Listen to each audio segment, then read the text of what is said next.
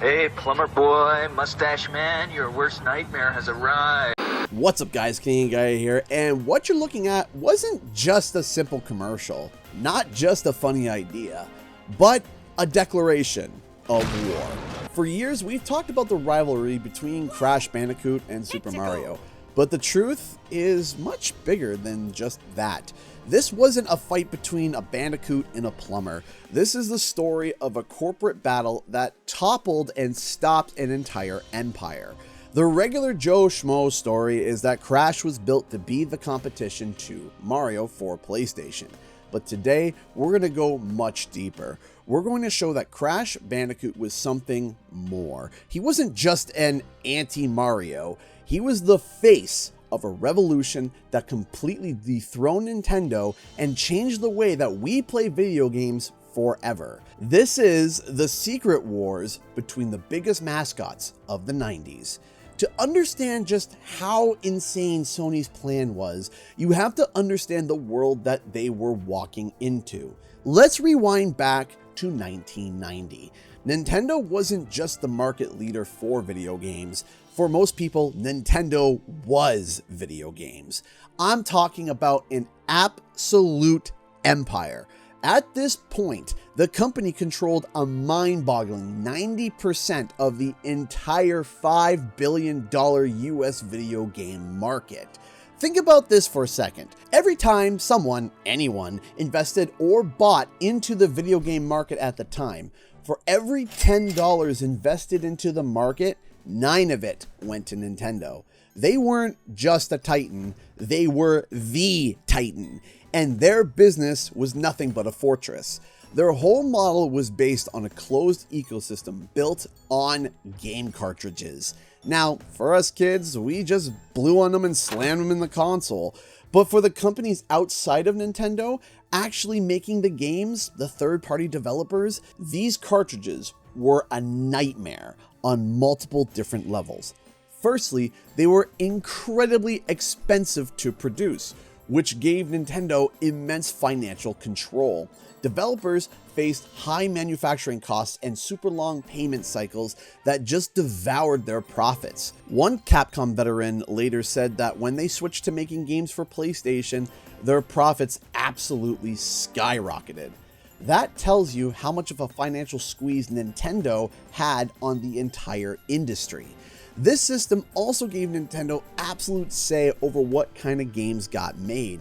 Nintendo required a list, nay, a scroll of rules and localization requirements that they themselves followed for their games and expected the same out of their third-party developers. This meant every third party had to deal with Nintendo's overstrenuous censorship and localization wants and desires. It left a whole generation of developers feeling creatively and financially trapped. But stay tuned, because it's this exact issue that is the cornerstone of the entire empire falling apart. Now, Nintendo seemed like it was an unbreachable, untouchable palace. But in 1992, to the dismay of many, the first cracks of this titan began to show. But it wasn't made by Sony, but by Sega. Sega came out swinging with their brand new, shiny 16-bit of genius, the Genesis. Not only that, Sega also released a marketing slogan that wasn't just a subtle burn, it was a point-blank cannon blast. Genesis does what Nintendo don't. It was brilliant.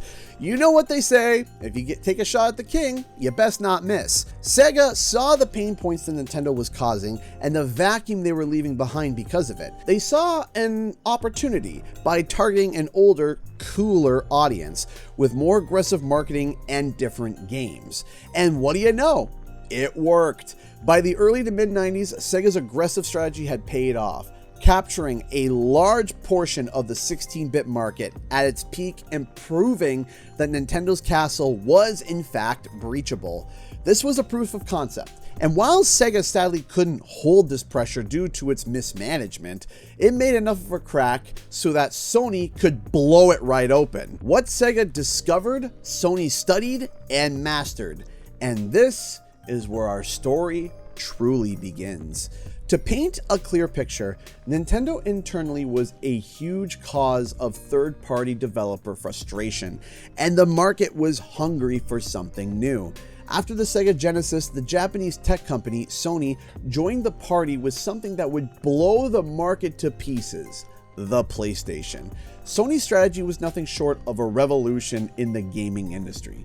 To start, they embraced a completely new way to print games: the CD-ROM format. CDs were way cheaper to make than cartridges and hold vastly more data, which we will come back to later because it's super important. While it could go toe-to-toe easily with Nintendo's cartridges, it cost a fraction of the price. These CDs also weren't proprietary like Nintendo's cartridges, which meant more money in the pockets for the third-party developers. This attracted the attention of many of those third-party developers, including, arguably, Nintendo's biggest partner at the time, Squaresoft, the developers of the legendary Final Fantasy franchise. But more importantly, Sony actively courted these third-party developers. They treated them like partners and not subjects, positioning the PlayStation as this open, collaborative new home for creators. At the same time, their marketing went for the throat of Nintendo. They aggressively targeted that older, cooler demographic of teens and young adults. The very adults who had grown up on Nintendo but were now looking for something new. And it was a full-on marketing assault. In Europe, the marketing got famously weird and surreal, with ads that felt more like David Lynch films than actual game commercials. Another piece of this brilliant marketing came from the 1999 Double Life campaign. The ad featured adults talking about the secret lives that they lived inside of their PlayStation. It sold a sense of escapism never before seen. It positioned gaming not as just a toy for kids, but as a legitimate form of entertainment for all ages, including adults. This kind of became the PlayStation marketing ethos: edgy, mature, and subversive. But they were missing one thing, one crucial piece of the puzzle. They had the philosophy, the technology, and the marketing, but they didn't have a face. They didn't have a mascot. And that's when two 24-year-old kids on a road trip decided to build one. Enter Naughty Dog, a tiny studio made up of Annie Gavin and Jason Rubin. They saw the brand new PlayStation and immediately spotted its biggest weakness. It had no Mario, and it had no Sonic. As Jason Rubin later said, quote, "Sega had Sonic and Nintendo had Mario. We set out to make a mascot for the only hardware company that didn't have a character action mascot." This wasn't a happy accident. It was a calculated business plan to try and forge the silver bullet that Sony needed to win the war. The core idea for the game was born on a road trip in 1994. Gavin and Rubin were obsessed with figuring out how to translate the fun of classic 2D games like Sonic the Hedgehog into 3D. Their conclusion was crude, it was beautiful, and it was called, well, to keep it family friendly, I'm just going to show this donkey with Sonic's face on it. I think you can connect the dots. In regards to this early game, Annie Gavin said, quote, "It was born from the question, what would a 3D character action game be like? Well, we thought you spent a lot of time looking at Sonic's donkey, and that defined the core gameplay, a character moving forward into the screen along a set path. It was a direct attempt to bring what people loved about 2D platforming into the third dimension. With the gameplay concept locked, they needed a character. They wanted an animal that was, in their words, cute, real, and no one really knew about.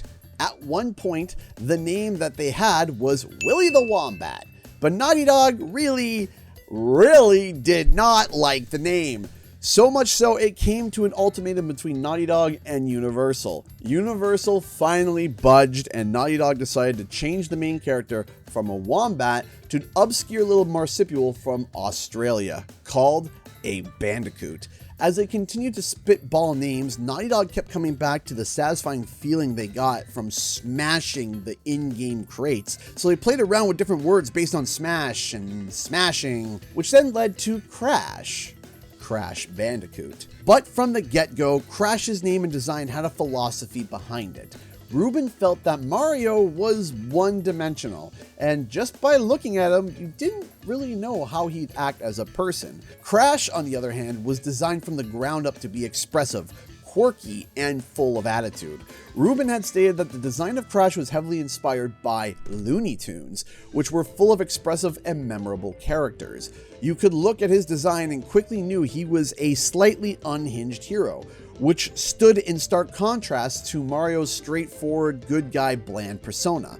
This design wasn't just a creative choice, it was the perfect antithesis of the entire PlayStation brand at the time, from the brand's look, ethos, and even marketing. Hey!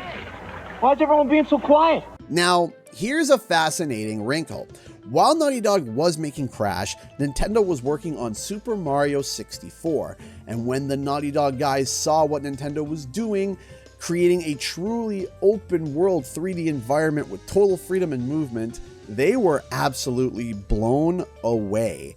They realized they were making a fundamentally different and maybe even less revolutionary game. Crash Bandicoot wasn't a true 3D platformer like Super Mario 64. It was a 2.5D on-the-rails experience that cleverly used 3D graphics. When you compare the Nintendo 64 to the PlayStation, in terms of hardware, Nintendo's console blew it out of the water graphically.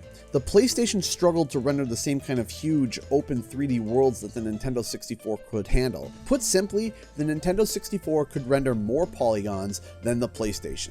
However, remember those pesky cartridges, the thing that chained third-party developers to Nintendo? Well, this is where their foundation begins to crack, and those very chains would be the downfall of this empire. Back then, the biggest cartridge that Nintendo produced for the 64 only had 64 megabytes on it, and was the most expensive cartridge that they had. So the bigger your game was in terms of file size, the bigger the cartridge you needed, which meant less money to the third-party developer. Not only that, but the cartridge also had to hold the player's save profile, which meant that no matter the max size of the cartridge, it will always have a little less due to the cartridge needing space for that player's profile to be reloaded later. Well, remember how Sony decided to pursue the CD-ROM technology? CD-ROMs could hold upwards to around 600 megabytes, around 10 times bigger than the pathetic 64 cartridge at max size. And there was no tier pricing. A 10 megabyte game versus a 600 megabyte game used the same disc at the same fraction of the cost of a cartridge. So instead of trying to compete with Nintendo in terms of graphical fidelity, Naughty Dog, along with many other third-party developers, leaned into the disc size and used it to essentially cheat their graphics. Sure, the PlayStation couldn't render as many polygons as the Nintendo 64, but polygons also require textures. Now, textures are notorious for taking up massive amounts of space, much more than polygons. With developers only having 64 megabytes of space on the Nintendo 64 at max, they had to make sure that everything was tightly optimized. There was no room for error, especially if you were trying to get your game on a smaller cartridge to save some money. But guess who had the space in spades? The CD-ROM discs. So, PlayStation developers made up for the lower polygons with incredibly detailed textures to help cover up the lower polygon look. So Naughty Dog used their insane technical skills to push the hardware to its absolute limit, creating incredibly detailed, lush, and vibrant linear worlds that were visually stunning. Sure, they couldn't match Super Mario 64's freedom of movement, but they did create the most polished and graphically impressive on-the-rails 3D game as possible at the time. It was a masterclass in focused but clever design. In 1996, Crash Bandicoot was finally unleashed. Naughty Dog had forged their silver bullet, and it was now up to Sony to stick the landing. And sure as sugar, Sony's marketing department had a brilliant plan.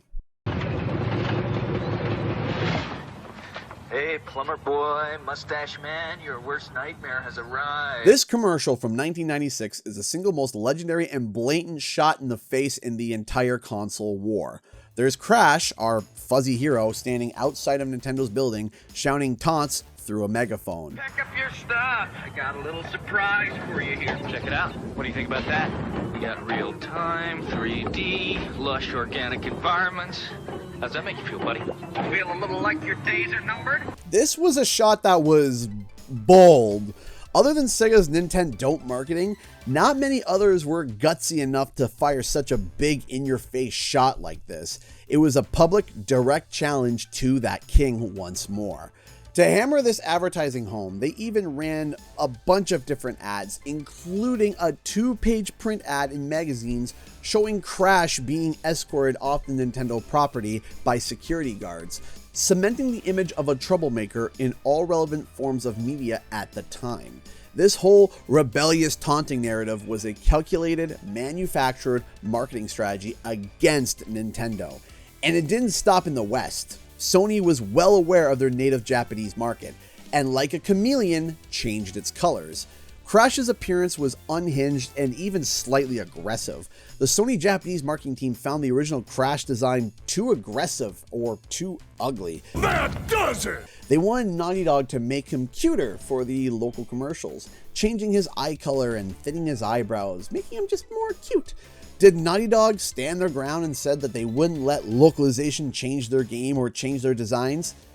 Nope, absolutely not. At the snap of a finger, this edgy and unhinged Western mascot was repackaged to become a much more traditional, cute mascot for the Japanese audiences, which also led to mass success. Most Western games struggled in Japan. However, the localized Crash Bandicoot became a rare and significant hit, establishing a strong foothold in Nintendo's home territory.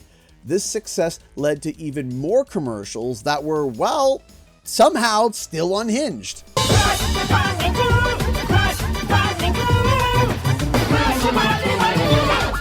The differences between Super Mario 64 in Japan and in North America were minimal, but this careful, deliberate localization for Crash made it so that Nintendo, in a marketing way, had to essentially deal with two different kinds of Crash Bandicoots in two different markets, and both becoming insanely popular in Nintendo's prime markets. These ads, shots at Nintendo, and appealing localization continued throughout the entire lifetime of PlayStation. So we get to the final question.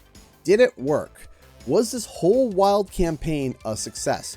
Did Naughty Dog and Sony achieve their goals? Well, let's go to the tape. Let's look at the cold, hard numbers. Super Mario 64 on the Nintendo 64 sold a colossal 11.91 million copies worldwide.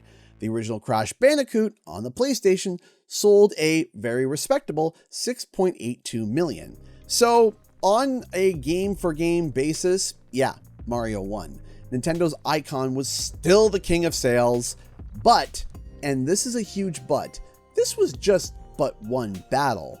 We're here to talk about the war. The Nintendo 64 sold a total of 32.93 million units worldwide. The Sony PlayStation sold 102.49 million units. Let me repeat that for those in the back. Over 100 million units.